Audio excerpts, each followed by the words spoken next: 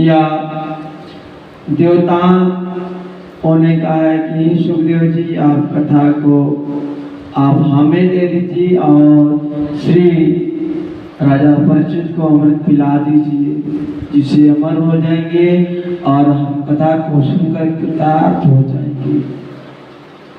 और इसके बदले में हम आपको अमृत दे रहे हैं ना। देवताओं ने कहा कि हम आपकी जो कथा है भगवान की, हम फ्री में नहीं सुनना चाहते हैं ना।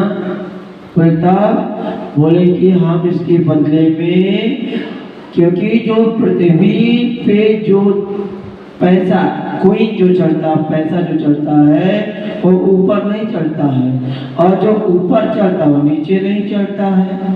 तो उन्होंने कहा कि राजा परीक्षित को अमृत पिला दीजिए, इनको आवश्यकता है अमृत की, इन्हें अमृत मत की, इनको 7 दिन में ये मर जाएंगे, और जब मर जाएंगे तो फिर सब खेले खत्म हो जाएगा। तो महाराज इनको 7 दिन पहले से इनको आप इन्हें अमृत पिला दीजिए और हमें 7 दिन में आप कथा पान करा दीजिए। आप एक एक दिन में इनको अमृत पिला दीजिए, जिससे लोग मर हो जाए। एक दिन में ही पिला दीजिए तभी अमर भर गए, लेकिन आप हमें 7 दिन में भगवान की कथा श्रवण करा दीजिए। जब सुखदेव जी ने विचार किया कि कहाँ कांच और कहाँ मणि, बताइए कहाँ कांच और कहाँ मणि। तो सुखदेव जी ने विचार किया कांच और मणि तो भाई तुलना हो ही नहीं सकता। तो देवताओं को अभक्त जान करके देवताओं को भगा दिया, और जब देवता भगा दिए, देवताओं को लगा कि हमारे सम्मान में, हमारा सम्मान सुखदेव जी ने नहीं किया। और सुखदेव जी ने जाकर के ब्रह्मा जी से कहे, देवताओं ने जाकर के ब्रह्मा जी से कह दिया कि ब्रह्मदेव नमस्तुभ्यं। ब्रह्मा जी को प्रणाम किया और ब्रह्मा जी से कहा कि देखो पृथ्वी लोक में सुखदेव जी राजा परीक्षित को कथा श्रवण करा रहे हैं, उन्हें अमर कर रहे हैं, और हम गए थे भगवान ठाकुर जी की कथा श्रवण करने के लिए, हमें डंडा से फटकार के मार के भगा दिए, हमारा अपमान कर दिए।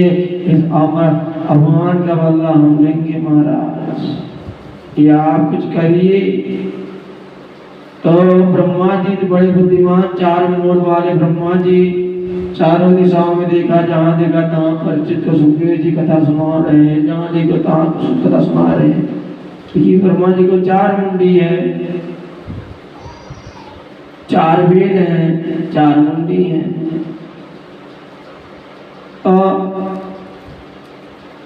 ब्रह्मा जी ने देखा कि सुखदेव जी राजा परीक्षित को कथा श्रवण करा रहे हैं, और कथा श्रवण कर रहे। जब लास्ट दिन हुआ, 7वां दिन, भगवान का विमान आया, और भगवान का विमान आया और राजा परीक्षित अमर हो गए।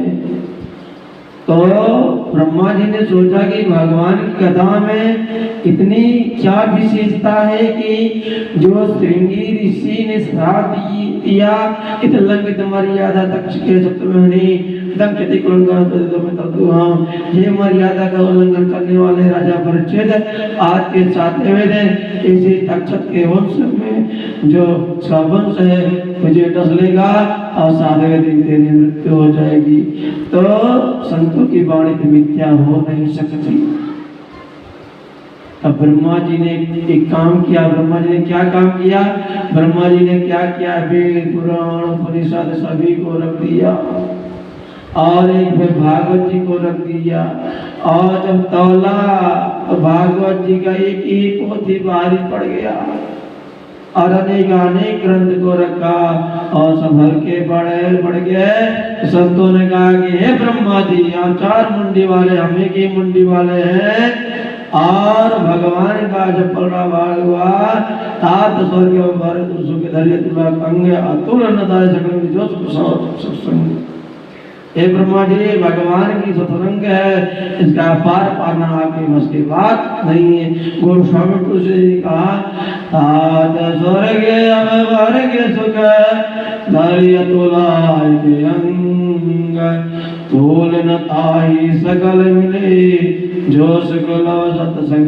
यदि आप अपने शरीर का एक अंग भी रख देंगे तब भी सत्संग का आप पार नहीं पार पाएंगे। क्यों? ये कारण ही है। सत्संग का मुकाबला करने के लिए आपको सत्संग करना पड़ेगा। सत्संग का मुकाबला भैया सबकी बस की नहीं है कि आप कथा में 4 घंटा 5 घंटा जाके बैठिए और संतों की भगवान की वाक्य को श्रवण करके उसे मनन करिए। सबकी बस की बात नहीं है, ना ना ना, बिल्कुल नहीं है। क्योंकि भगवान की कथा ना है, जब आपके सर में पाप रहेगा कहाँ से आप कथा श्रवण कर पाएंगे? बिल्कुल नहीं श्रवण कर पाएंगे। इसलिए भगवान की यदि कथा को श्रवण करना है, पहले माता पिता के चरणों को आप सेवा करिए, तभी आप भगवान की कथा श्रवण करने का आप पुण्य लाभ प्राप्त कर सकते हैं। क्योंकि संसार के प्रथम माता पिता गुरु यदि हैं कि संसार के माता पिता हैं, तुम ही हो माता च पिता, तुम ही हो बंधु तस्का, तुम ही हो विद्या, तुम ही सब कुछ हो। तब फिर भगवान है। भगवान ने भी अपने माता पिता को फिर प्रणाम किया। कहाँ प्रणाम किया? आप पता है कहाँ प्रणाम किए? नहीं पता? अच्छा हम बताते हैं। प्रातः काल उठ के रघुनाथा, मात पिता गुरु ना वही माता। श्री रामचंद्र जी जब राजा दशरथ के यहाँ जन्म लिए थे तो राम जी ने अपने माता पिता कौशल्या मैया को, कैकेयी मैया को, सुमित्रा मैया को, दशरथ जी को सबको प्रणाम करके ये बताया कि पुत्र का कर्तव्य यही होता है कि प्रातः काल उठ करके अपने माता पिता को प्रणाम करे, अपने गुरुजनों को प्रणाम करे, तब कुछ कार्य करें। लेकिन आजकल का क्या है? उठते मान मोबाइल देखेंगे, टिकटॉक मने वो फेसबुक देखने लगेंगे, व्हाट्सएप देखने लगेंगे, कौन कौन फॉलो किया है, कौन कौन कमेंट किया है, यूट्यूब खुलने लगेगा, फेसबुक खुलेगा, व्हाट्सएप खुलेगा, कौन कौन मैसेज किया है, कौन सुप्रभात लिख के भेजा है। तो कहने का तात्पर्य, जब सुखदेव जी ने राजा परीक्षित को कथा श्रवण कराया तो राजा परीक्षित को अमर देखा। तो राजा परीक्षित का जो अमर देखा तो ब्रह्मा जी चकरा गए। ब्रह्मा जी भैया चकरा गए सुनाते गए, क्योंकि ब्रह्मा जी ने कहा कि भाई भागवत में इतनी विशेषता क्या है कि राजा परीक्षित अमर हो गए।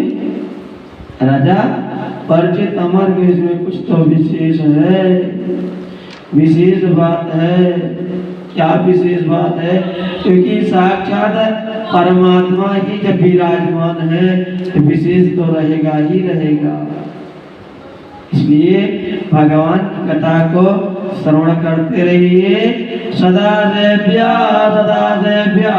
श्रीमद् भागवती कथा, यस्य श्रवण मात्रेण हरिश्चित्तम समाश्रयेत्। भगवान के यस्य श्रवण मात्रेण हरिश्चित्तम समाश्रयेत्, हरि को अपने चित्त में समाश्रयेत्, यानी अपने हरि को चित्त को अपने हृदय में विराजमान करिए। और सदा सेव्या श्रीमद् भागवती कथा, सदा एक दिन नहीं, सदा सेव्या श्रीमद् भागवती कथा। भागवत जी को अपने हृदय में, अपने चित्त में, अपने दिल में भगवान को धारण करिए। और बिनु सत्संग न हरि कथा, ते बिनु मोह न मार। और मोह गए बिनु राम जी, पद भवें अनुराग। यदि आपको अनुराग प्रेम यदि होगा रघुनाथ जी से, तो आपके पुण्यों का आपका पुण्य होगा, तभी भगवान। अनुराग में होता है प्रेम। जब आपको भगवान के प्रति प्रेम होवे तो आप ये समझ जाइए कि रघुनाथ जी की बड़ी कृपा है कि हमें भगवान के प्रति आस्था है, भगवान का सेवा करने का। यत्र भागवती वार्ता तत्र भक्त्यादिकं प्रचेद शब्दम समाकर्ण तंत्रकं प्रणयते। पर भक्ति ज्ञान की यदि भक्ति और ज्ञान को यदि बढ़ाना है तो भागवत जी को श्रवण करना पड़ेगा। या इस कथा को आदव देव की देव गर्भ जननम गोविग्रहवर्धनम माया बोधन जीविता पुरणम गोवर्धनो धारणम कंसच्छेदनम गौरवाभिहननम कुंती सुता बालनम एतत् भागवतम पुराण कथितम श्री कृष्ण लीलामृतम आदव देवकी देव गर्भ जननम गोपी गृह वर्धनम माया पूतन जो माया पूतना थी मायावी जो पूतना थी माया पूतन जीविता परनम जो पूतना जो छोटे छोटे जीवों को छोटे छोटे बच्चों को मार देती थी हननम को वर्धनो धारणम जो भगवान श्री ठाकुर जी ने अपने नख पे गिरिराज गोवर्धन को धारण कर लिया उन परमात्मा का आप चिंतन कर लीजिए कंस छेदनम पर्वदिनम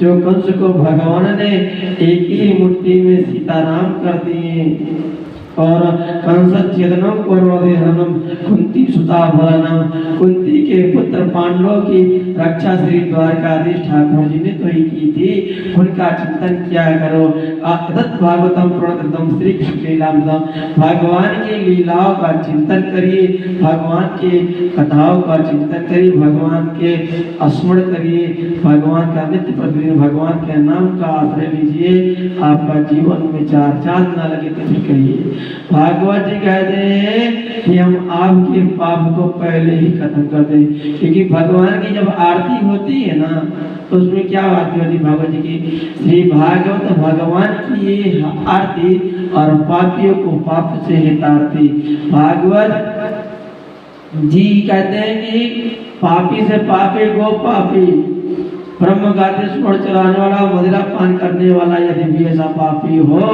और इन सबका साथ देने वाला है तो ऐसे पापी को भी हम तत्क्षण उसके पाप को नष्ट कर देंगे कायेन वाचा मनसा विपदकम नित्यं प्रकुर्वन्ति हठायठने परस्व पुष्टावलिना दुराशया सप्ताह के कलौकुनन्दिते लेकिन हमारा है कि हम 7 दिन में उसके पाप को उसके हड्डी से उसके पाप को निकाल करके उसके रोम रोम से उसका पाप को निकाल करके तो भस्म कर देंगे ये मानवा पाप तस्तु सर्वदा सदा दुराचारवर्गः क्रोधाग्निग्रहग्राश कामना सप्ताह के कलौपनन्दिते ये मानव पाप तस्तु सदा सर्वदा क्रोध करने वाला भी पापी हो उससे हम प्रताड़ कर देंगे अच्छा इसका प्रमाण क्या है भक्तों ने कहा कि महाराज इसका प्रमाण क्या है तो सुनिए इसका प्रमाण क्या है यस्य श्रवण मात्रेण पापानि प्रजायते भद्रातटे पूर्वे भवद्भक्तनमुत्तमं यत्पर्णसधर्मेण यत्प्रेरणसधर्मेण सत्कर्म परः आत्मदेवपुरे तस्मिन् सर्वेद शारदा भास्कर तुंगभद्रा नदी के किनारे एक नगर था उस नगर का नाम था कुंदनपुर नगर था जहाँ चारों वर्णों के लोग रहते थे अपने अपने कर्मों के अनुसार कर्म करते थे सत्कर्म करते थे उसी उत्तम नगर में एक ब्राह्मण रहते थे जो शास्त्रों के ज्ञाता और दूसरे सूर्यों के समान तेजस्वी एक आदिदेव नाम के ब्राह्मण रहते थे